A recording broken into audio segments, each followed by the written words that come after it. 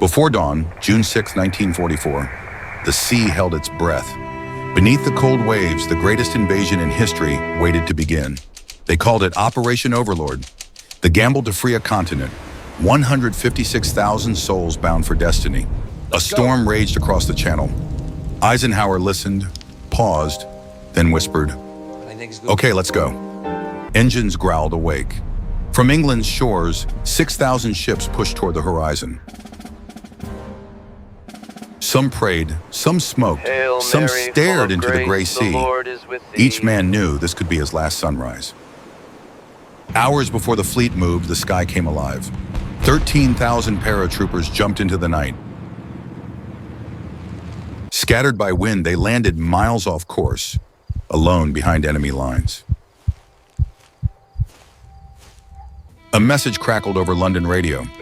The long sobs of autumn violins. For the French resistance, it meant one word: attack. As midnight faded, steel met salt. The Armada moved across a restless sea.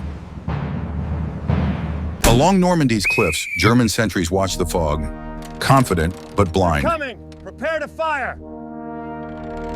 In the dark, a young man wrote, "If I don't make it back, tell Mom I fought for tomorrow." At 2 a.m., the bombers came. They lit the French coast with fire. Hour 0630.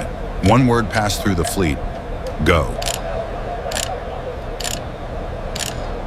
Rows of Higgins boats dropped into the sea, each carrying men who might never reach the shore. The cold sea bit into their boots. Ahead, the French coast burned in smoke.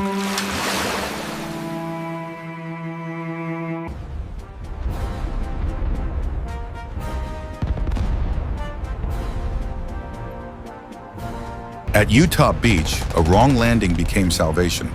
They landed off course and met light resistance. But at Omaha, nothing went as planned. The ramps dropped and men stepped into hell. MG-42 screamed, 1,200 rounds a minute, death by the second. Men hugged the sand, praying for smoke, for anything that could hide them. Sergeant Garcia dragged 2 men to cover, then vanished in smoke.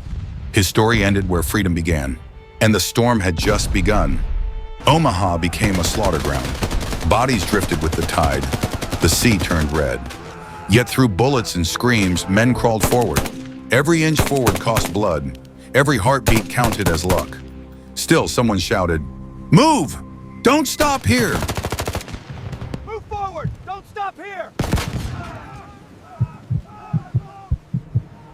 Medics ran through chaos. Red crosses shining under machine gun fire. Mercy had no color, only courage. Combat engineers carried no rifles, only explosives and hope. They slid Bangalore torpedoes under the wire, and the beach erupted.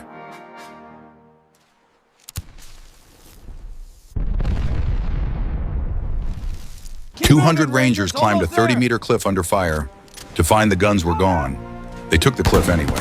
They reached the top, but the real battle had just begun.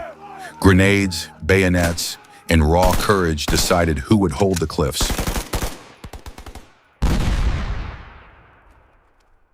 Fire in the hole!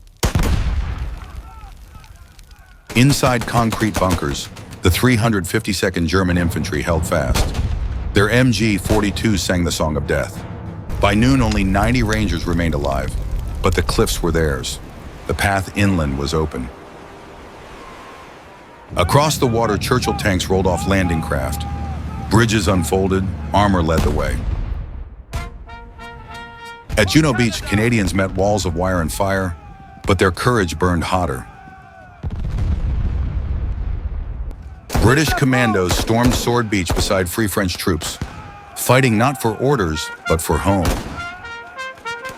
In the hedgerows behind the beaches, scattered paratroopers regrouped, turning confusion into resistance. They came without engines, gliding through the night. At 16 minutes past midnight, the first men of D-Day landed and struck with perfect silence.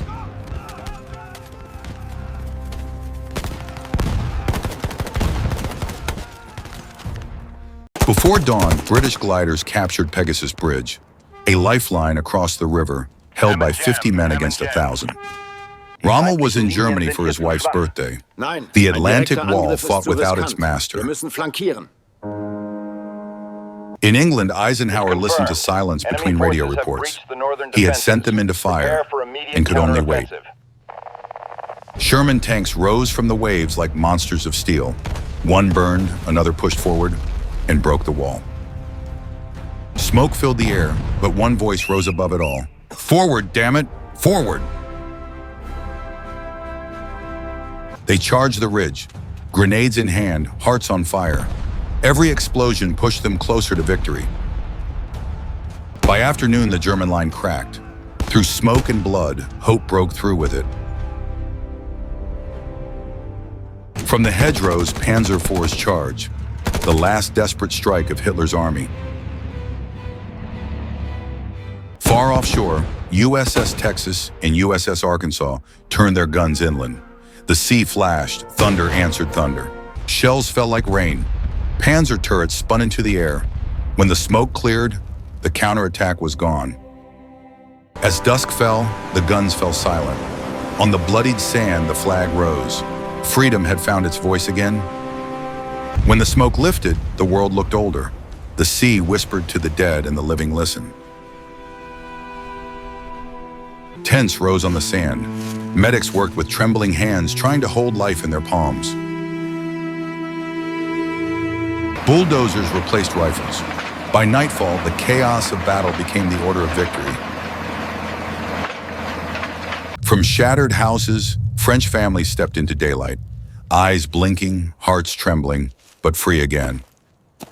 On the same sand they fought upon, men were laid to rest. Crosses rose where courage had fallen. Prisoners filed past barbed wire, tired, silent, defeated. For them, the war ended in relief. Maps spread across tables. New arrows pointed toward Paris, the next heartbeat of liberation.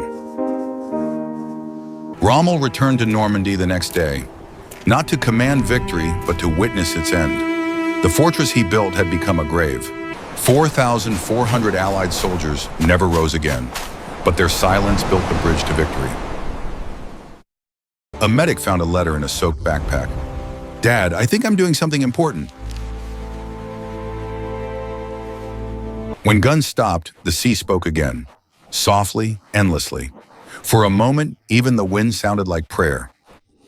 Today, rows of white crosses guard the shore, each name carved on stone, a heartbeat that never fades. Children walk where soldiers crawled. Tourists watch the waves, never knowing the sea remembers. Freedom is never free.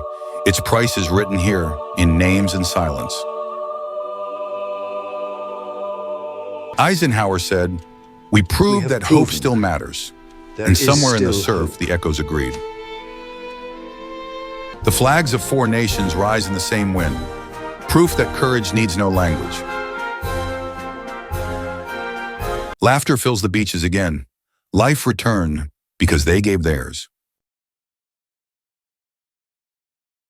If D-Day had failed, the smoke from Auschwitz would have never stopped rising. Names, faces, families, erased one train at a time.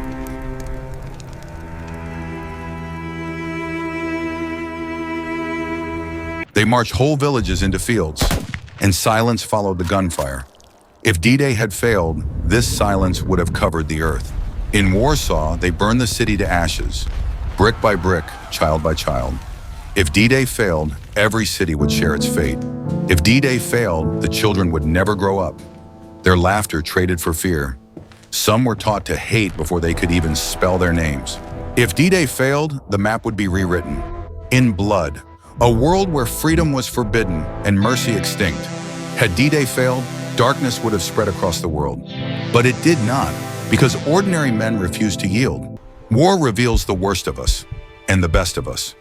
Courage is not the absence of fear, it's walking through it. They walked into fire so that others may walk in peace. Freedom was born here, on these bloodied shores. The tides of Normandy have long washed the blood away, but not the lessons. Every generation must choose fear or freedom, silence or courage. The world we inherit is the one we defend. Freedom was not given. It was earned by those who dared to believe.